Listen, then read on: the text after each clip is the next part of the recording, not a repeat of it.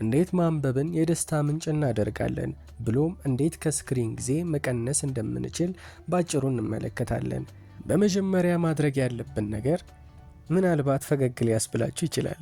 በመጀመሪያ ማድረግ ያለብን ነገር ምንም ነው። ምንም። ታዲያ ምንም ስንል ምንም ነው። እስከ ዛሬ በማባበል ያልገራነውን አእምሯችን ላይ ኮስተር ልንል ነው። ይህም የሚሆነው ለደቂቃዎች ምናልባትም ለሰዓታት ምንም ነገር ሳንሰራ መቆየት ነው።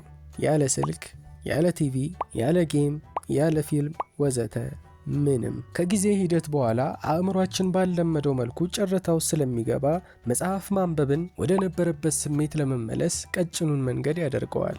አእምሯችን አፍ ቢኖረው እንዲህ ሊል ይችላል። ስልክ ከልክለኸኝ፣ ከፍቼ የማላውቀውን ቲቪ እንኳን እንዳላይ ጨክነህብኝ፣ ትንሽ ፈታ እንኳን እንዳልል ጌም ከልክለኸኝ፣ ምን ማድረግ እችላለሁ? ያ የፈረደበትን መጽሐፍ አምጣልኝ፣ አለበለዛ ማበዴ ነው የሚል ይመስላል። ሁለተኛ ቤቢ ስቴፕ ወይም ትንሽ እርምጃ።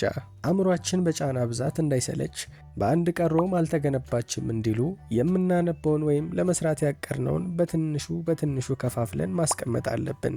ይህም ለአእምሯችን ተራራ መስሎ የታየውን ነገር ደረጃ በደረጃ እንደ መውጣት ቀላል ያደርገዋል። ሶስተኛ ሪዋርድ ወይም ሽልማት ነው። ይህም እያንዳንዱን ቤቢ ስቴፕ ወይም ትናንሽ እርምጃዎች ስንጨርስ ራሳችንን መሸለም ነው። ለምሳሌ እንደ መኪና ቁልፍ ቀሌ ነው። ለምሳሌ ከአንድ ሰዓት ውስጥ ለ40 ደቂቃ ካጠናን 20 ደቂቃ የረፍት ጊዜ መውሰድ፣ በ20 ደቂቃ ውስጥ ጌም መጫወት የሚሆን ሶሻል ሚዲያ መጠቀም ባይመከርም፣ ምክንያቱም አንዴ ከጀመርነው አእምሯችን ወደ ቀደመ ቦታው የመመለስ እድሉ ከፍተኛ ነው። በዚህ ምትክ ከሰዎች ጋር ቀጥተኛ ንግግር ብናደርግ ወይም ለትንሽ ጊዜ ናፕ ብናደርግ ተመራጭ ነው። አራተኛ ኤንቫይሮንመንት ወይም አካባቢ። ለማንበብ ከሆነ ፍላጎታችን አካባቢያችንን ለማንበብ ምቹ ማድረግ አለብን። መጽሐፋችን አጠገብ ሶሻል ሚዲያ ከፍተን አጠገባችን ያለው ኮምፒውተር ያልጨረስነውን ፊልም እያጫወተ፣ ቲቪ ላይ ያ የምንወደውን ፕሮግራም ወይም ሲትኮም እየታየ ለማጥናት መሞከር ጊዜን ማባከን ነው።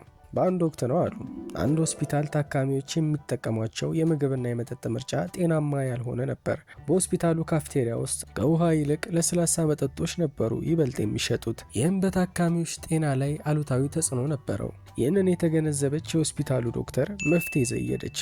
እሱም ጤናማ የሆኑ ምግብና መጠጦችን ከሌሎቹ በተለየ ታካሚዎቹ በቅርበት እንዲያገኙት ነበር። የለስላሳ መጠጦችን ከያዘው ማሽን የውሃ ምርቶችን የያዘው ማቀዝቀዣ ለታካሚዎች ቅርብ ነበር። በዚህ ምክንያት ሰዎች ከለስላሳው ምርት ይልቅ ውሃውን ምርጫቸው አደረጉ። የሽያጩ መጠን የለስላሳው ሽያጭ በ20% ሲቀንስ፣ በተቃራኒው የውሃው ሽያጭ በ35% ጨምሮ ነበር። ይህም የሚያሳየው አካባቢያችን በባህሪያችን ላይ ከፍተኛ ተጽዕኖ እንዳለው ነው። ብዙዎቻችን ማንበብ እንፈልጋለን፣ ነገር ግን ከመጽሐፋችን ስልካችን ቅርብ ነው። አሁን ባለንበት የቴክኖሎጂ ዘመን ደግሞ ስልካችን ራሱ መጽሐፋችን ነው። ይህም ሀሳባችን ወደ ብዙ ነገር የመበታተን እድሉን ከፍ ያደርገዋል። አምስተኛ ወይም የመጨረሻው መዘጋጀት። ምናልባት ለአእምሯችን እንዲያነብ መንገር መርዶ የማርዳትን ያህል ሊከብድ ይችላል። ስለዚህ አትንገሩት፣ ነገር ግን አዘጋጁት። ማለትም የምታነቧቸውን መጽሐፎች ማዘጋጀት፣ የምትጠቀሟቸውን ቁሳቁሶች እንደ እስክሪብቶ፣ እርሳስ፣ ካልኩሌተር ወዘተ ማዘጋጀት። ይህ ቀላል ሊመስል ይችላል፣ ነገር ግን እጅግ አስገራሚ ተጽዕኖ አለው።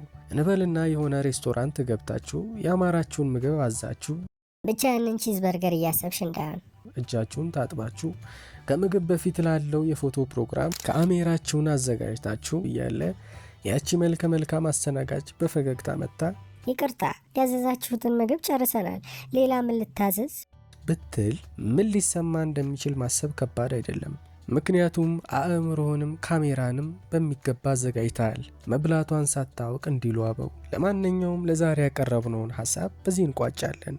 በቀጣይ በሌላ ሐሳብ እስከምንገናኝ አዲዮስ።